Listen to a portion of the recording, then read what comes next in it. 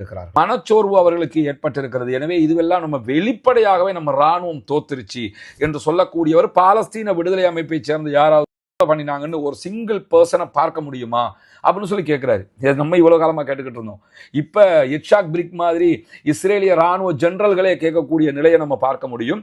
ஈரானுடைய உச்ச ஆன்மீக தலைவராக இருக்கிற ஷியா மத போதகர் ஆயத்துல்லா அலி ஹாமனி அவர்களுடைய ஆலோசகர்கள்ல ரொம்ப முக்கியமானவராக அறியப்படுகிற அலி லாரிஜானி அவர்கள் நாளைய தினம் ஓமானுக்கு பயணம் மேற்கொள்கிறார். ஓமான்ல அமெரிக்காவும்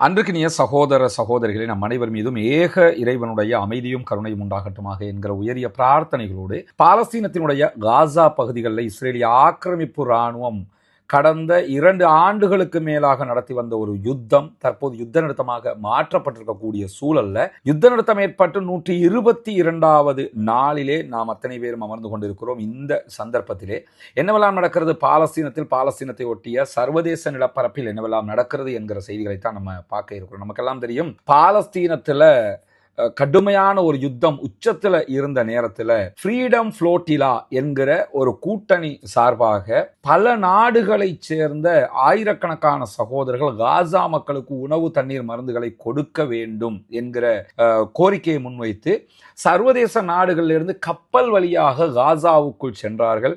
இஸ்ரேல் கடுமையாக அதை அடக்கியது.